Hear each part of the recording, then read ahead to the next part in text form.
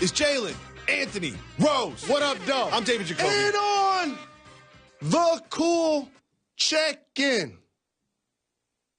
We're Jalen and Jacoby. What do we do? Shout out to Jamie Foxx. We get it, people!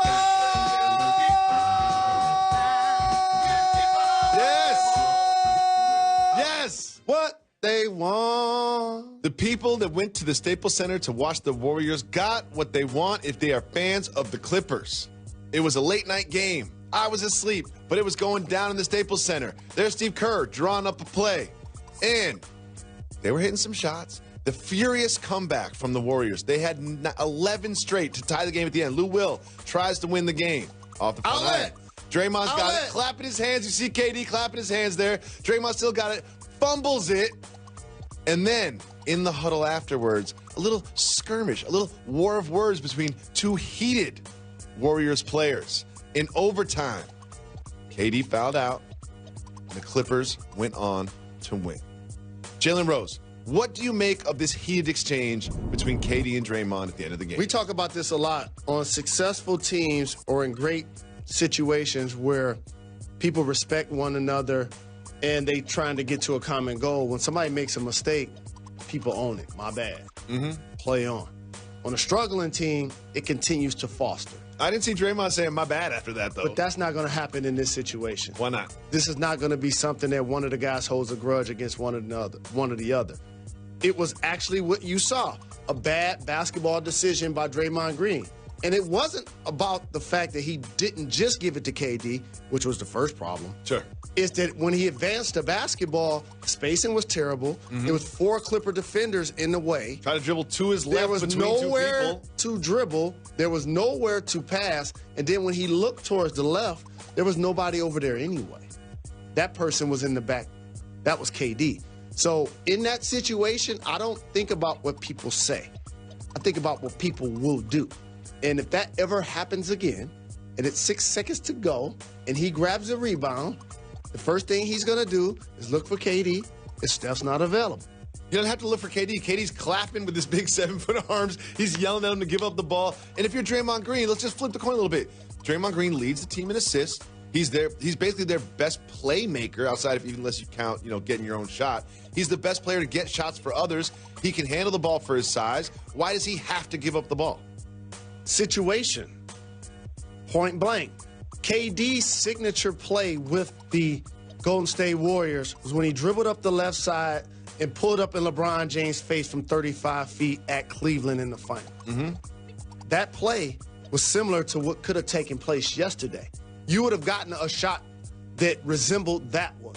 Now, it's a make-or-miss league, but you would at least got a shot off, not a turnover, which was a bad decision by a really good playmaker in Draymond Green, an all-star level player that deserves to have the ball in his hand. I'm not saying treat it like a hot potato, but at the same time, in that scenario, 11-0 run, I'm in the backcourt, flat-footed, not on the not racing with the ball, you find a way to give it to KD. So take me behind the curtain. They end up losing this game, which I think is a part of this because, the team morale is very different after a win than a loss. And KD fouled out on a questionable call in overtime. So KD's going to be a little hot after the game. Is there tension on the bus? Do they talk about it? Do they kind of avoid each other for a while? How's it go? This is the beauty about playing on a team. They don't have to go back and forth about it because everybody else is. That's the beauty. When people are gambling, people are having adult beverages. When you've won 3 of the last 4 championships, whether you win or lose, the game is still over. So now how you digest what just took place is like being in a locker room or being on a plane or being on a bus. People are going to make jokes about the mistakes that you made. That's just what happens. And that's how it provides a level of therapy and allows everybody to get over it. It almost reminded me of, I watched a lot of Fresh Prince growing up. When Will decided to play basketball, and before you know it, he was making every basket. Buckets. It don't matter if 3 people was on him. It don't matter if 5 people was on him. He'd dribble all around in circles, and he'd shoot the ball to be a terrible look. Not the most realistic basketball scenes, though. But he would make it. And Carlton was like, wait a minute, everybody's loving him and forgetting about me. Even mom and dad are coming to the game to watch and cheer for Will. You're calling Draymond Carlton? In this case. Okay. He did a Carlton. Moving on.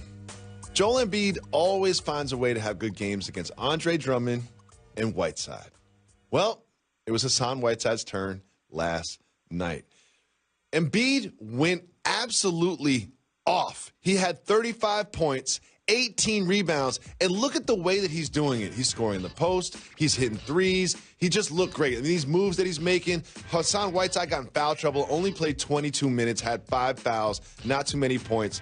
Jalen Rose, this is Embiid's ninth game this season with 30 points and 10 rebounds. 9-30 in 10 games for Joel Embiid. Has he turned a corner as a player this year? Well, him turning the corner is being available, playing in back-to-back games, playing a lot of minutes, being somebody that they can count on to be in the lineup on a nightly basis. That's the change from the first couple of years of his career. We never doubted his talent. Nope. I talked about on this program the years that he was sitting out and then the year that Ben Simmons was sitting out, saying people are not paying attention to what's about to happen when those two guys get to play together. It's going to be a problem. And that's what this guy is. He's a freak of an athlete because at his height, with his bulk, it's one thing to be able to post and turn over both shoulders and be able to face up and shoot the ball. But it's a whole other thing to be at the three-point line, dribble handoffs, step backs, making threes, and actually efficient with it. He makes tough threes. Like, shout to Brook Lopez, made a bunch of threes, but a lot of those are just kind of like catch and shoot threes. Like, Embiid makes step backs, he up-fakes threes, and then creates space, and then shoots threes. Like, he does things from three. Like, 7-footers can shoot threes now, I get it, but he shoots, like, guard-like three-point shots. And I appreciate the fact that he's strategic with his battles that he's picking. And what I mean by is, he's opposing Andre Drummond and Whiteside, as you mentioned, because they function more as traditional centers. Neither one of those guys are beyond the three-point line making threes consistently. So he already knows that when I'm out here 25, 30 feet away from the basket, I'm open. You got to cover me. Yep. They got to cover me. You mentioned that Ben Simmons and Joel Embiid together would be a problem. And you would think that if you added a #1 overall pick to that mix, that would be, I don't know, one of the key pieces of the franchise. Well, guess what? Markelle Fultz is not that. Here's Markelle Fultz shooting a free throw. Jalen, that looked terrible. And he said the ball slipped out of his hands. I don't believe him. We need more people. Look at this. I don't believe you need more people. Markelle Fultz has been a supreme disappointment for this franchise. And when you add Jimmy Butler, he's not playing much. Is Markelle Fultz's career going to take a huge hit because of Jimmy Butler being added? Well, the expectations change. Like, Philadelphia went from a team that people acknowledged that Toronto and or the Celtics would be better than, even the Bucks, to now saying, wow, you have three of the top 3 of the top 8 or 9 players in the whole game, other than Greek Freak, Oladipo, Kemba, Kyrie, Kawhi, Tatum. Like, they have 3 of the top players in the entire conference. But the beauty of it is in your question. That's why it's a team game. They still need their #1 overall pick to perform. They still need J.J. Redick to knock down threes. And ultimately, if they're able to now integrate Jimmy Butler, which I know they will, one thing on the offensive side of basketball, they're going to be a terror defensively. They're going to do a lot of switching. They can do a lot of grabbing goals with steals, and whoever gets the rebound, they're going to have a level of toughness and physicality and athleticism about their team. So I'm excited to see what's going to happen with this Eastern Conference race. Well, you talked about integrating Jimmy Butler, and Brett Brown spoke about that. Here's what he had to say, quote, "So to inherit him, to absorb Jimmy into our culture and in that locker room, I am fearless. I'm incredibly excited because what I do know is he cares and he competes." And he went on to say, "You take those 2 qualities and all the other stuff, I'll figure it out. I've got it. I believe I've got it." Translation, he's saying, I know Jimmy can be a problem in the locker room. I've got that. Do you believe Brett Brown can handle this? Absolutely. Here's a guy that has been at the forefront of coaching a basketball team that the world knew was tanking for years. Now they've turned the corner to be a playoff team, to adding 3 of the top players, to now trying to put themselves in a position to be a contending team. So now he's looking forward to coming to work. Absolutely, this is a job that he would inherit just like any other coach would for that matter. Of course, things are great in Philadelphia, but coming up after this, we'll tell you why things are not so good in Boston right now. That's after this.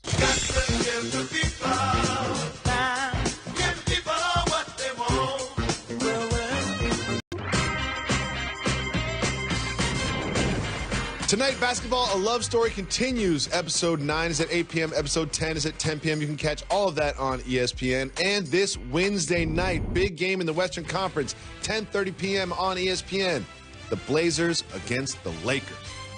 And every morning, get up with the Get Up crew. Mike Greenberg, Jalen Rose, and friends discuss the big games coming up this weekend in college and NFL football.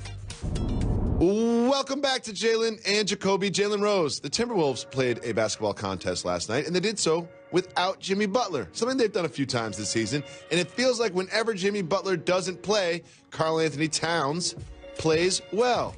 Cat had 25 points, 21 rebounds, and the 5-9 Wolves looked pretty good, snapping a 5-game losing streak. Jalen, what do you expect from this team without Jimmy Butler, and can they turn that 5-9 into an over 500 record? This isn't saying much, but they're going to be better without Jimmy Butler.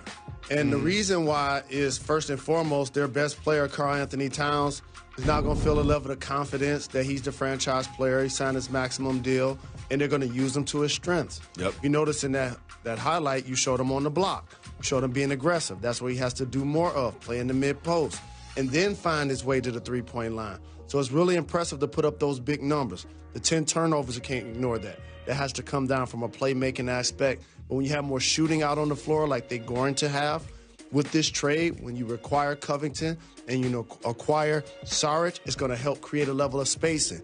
But also shout to Derrick Rose and Teague. They're both combined for 48 points in that game. They've been great. And there was obviously tension between Karl Anthony Towns and Jimmy Butler and Wiggins and Jimmy Butler. But one thing I love is when you give these kind of quotes. Here's what Karl Anthony Towns said about Jimmy Butler leaving.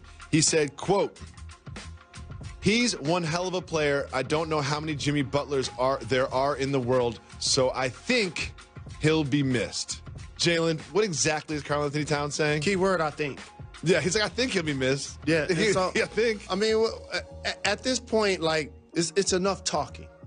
That's the beauty of sports. They keep score for a reason. There's a betting line for a reason. Now, everybody's getting their bread. Everybody's where they want to be. Go out and perform. But the main thing that stood out the game to me that I can't ignore is that Karis LeVert's injury was really gruesome. It reminded me of a combination of what I saw with Paul George as well as Gordon Hayward. And fellow Michigan Wolverine, I consider him like a little brother. I hope and pray for a speedy recovery. I know he's going to respond like the other players that I mentioned that had injuries that looked really terrible, find his way back out on the NBA floor. He's having a terrific season. For those that weren't, 19 points, 3.7 assists, and 4.2 rebounds a game. Breakout season. He put the fans, he put the media, he put the league on notice that he got a real NBA game, and he's going to be playing in the league for a really long time. Look forward to his return. Hope it's a speedy recovery. Karis, we got you here, Jalen and Jacoby. Jalen, it's time for you to take us behind the curtain.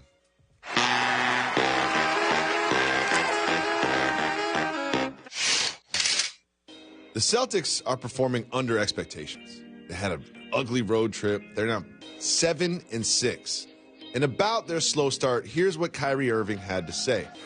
Quote, "We needed this.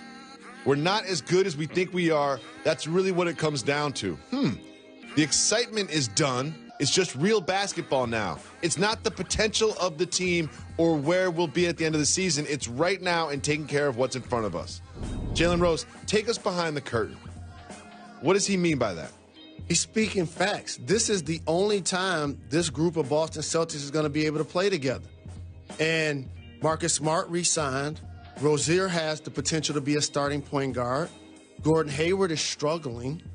And Kyrie Irving has been dynamic, but when he's at his best, it's high point, high efficiency, high dribble, not necessarily a lot of ball movement and high assists.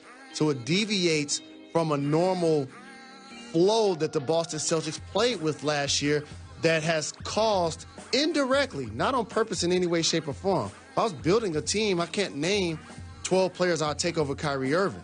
But with that being said, players like Jaylen Brown thrived off of that ball movement. Even Al Horford thrived off of that ball movement. And it seemed like they're not getting the same opportunities based on that style that the team is using. So when someone on your team says we're not as good as we think we are, what does that mean to you?